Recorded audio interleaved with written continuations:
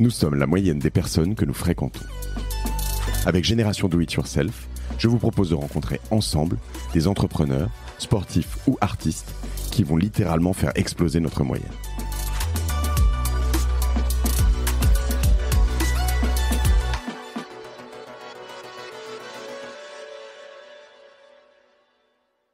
C'est pas tant une question d'être les meilleurs, c'est une question d'être juste, d'être au bon endroit en fait. On n'est pas dans une compétition. Le théâtre c'est subjectif. Il y a pas quelqu'un mais par contre il y a quelque chose qui est inné. Il y a quelque chose de l'ordre de l'inné. Il y a des gens que je vais voir. Chez les enfants en fait c'est forcément inné. C'est pas du travail. Il y a des gens qui vont commencer des cours, qui vont pas être très bons et puis qui vont bosser. Puis un jour en fait ils deviendront comédiens à force de travail. Et puis d'autres ils vont lire un texte et ça va être tout de suite juste. Toutes ces filles, en tout cas, c'est ça. Toutes ces filles qui sont sur le spectacle, c'est des filles, elles vont lire un texte et tout de suite, ça va être juste.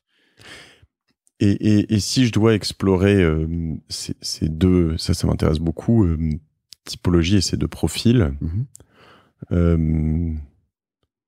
en as vu évoluer des acteurs, des actrices qui avaient ça en inné ou d'autres de manière... Et d'autres qui ne l'avaient pas, mais qui sont devenus exceptionnels. C'est possible de devenir exceptionnel si c'est pas inné? Alors déjà, exceptionnel, c'est quelque chose de relatif. Il y a des gens qui sont très connus et qui sont très mauvais. Il y a des gens inversement qui sont. On a tous en tête des acteurs où on se dit mais qu'est-ce qu'il fout là, et d'autres qui sont extrêmement doués, mais qui font rien. Et à ça, il y a plein de raisons. Je pense que déjà, je parle de l'inné, qui est quelque chose de bon.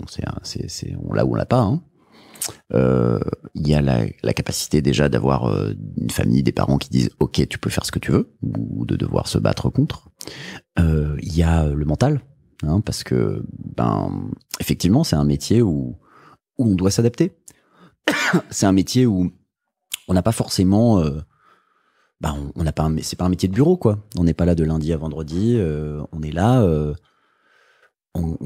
On sait qu'on va jouer à un moment, mais peut-être que pendant 1 mois, 2 mois, 3 mois, 4 mois, 5 mois, on pourra pas jouer, quoi.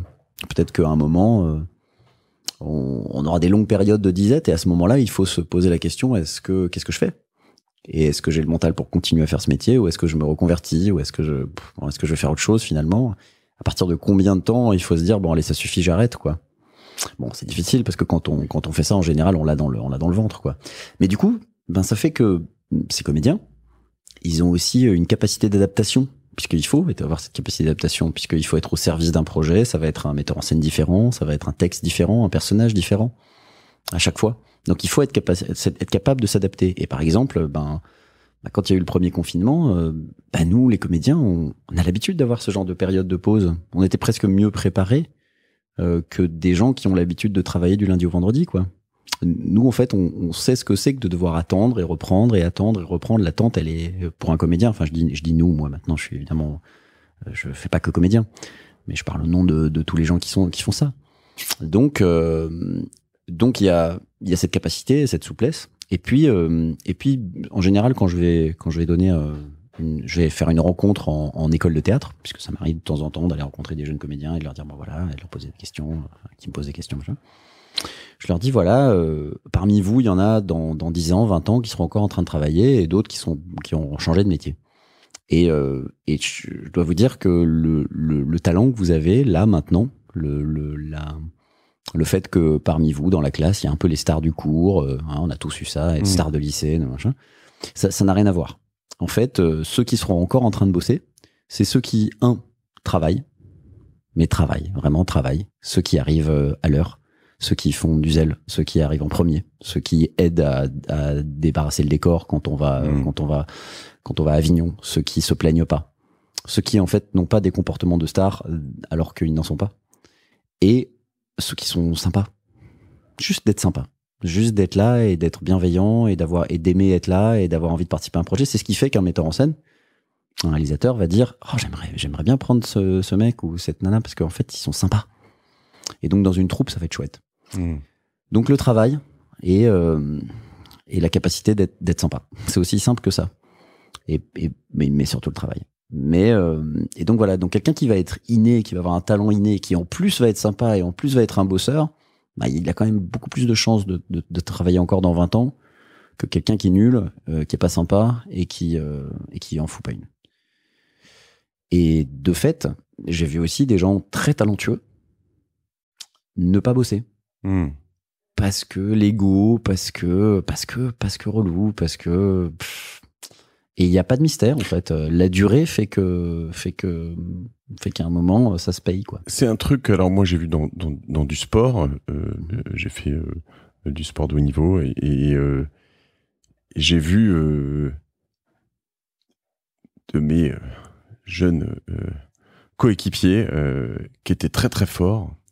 Et en fait, par moment, je vais pas dire que c'est un fardeau l'inné, mais je veux dire que comme t'es très fort et que t'as pas bossé, il y a un moment où quand on te dit faut bosser, c'est pas forcément si simple. Tu vois ce que je veux dire? Moi, j'étais pas inné dans ce truc-là. Donc, j'ai remarqué que la première année, je me rapprochais un tout petit peu de leur truc, mais c'était encore très loin. Mais comme j'étais un besogneux, la deuxième année, je me disais, je les rattrape un peu plus. Alors, je voyais toujours ces enfoirés qui avaient l'inné et qui bossaient, qui eux étaient toujours loin devant. Et ça, c'était un peu dur. Mais finalement, avec la passion, la motivation et le travail, tu les rattrapes. Mais je me demande si de temps en temps, pour certains qui ont cette partie d'inné, ça peut pas être un désavantage. À cette différence près que dans le sport, au final, seul compte le résultat. C'est-à-dire que au final, tu gagnes ou tu gagnes pas, quoi. Ouais, mais dans une équipe, un sport d'équipe notamment, t'es pas toujours responsable du résultat final. Je veux dire, il y a, tu vois, quand c'est un sport individuel, c'est vrai que c'est évidemment, t'as un, alors évidemment, hein, c'est plus statistique que artistique entre guillemets, c'est-à-dire que t'es attaquant, tu marques plus de buts, t'es défenseur, t'en prends moins, t'es gardien, enfin voilà, mais bon, t'es gardien avec une équipe de chèvres, a priori, tu vois, tu vas prendre plein de buts et voilà. Non, mais c'est plus sur la partie d'inné, en effet, que tu te plaçais comment sur cette grille, toi? Enfin, si tu dois essayer de voir un peu avec de retour, tu t'es senti directement à l'aise dans ton élément et fort, ou t'étais un gros besogneux et tu t'en es sorti?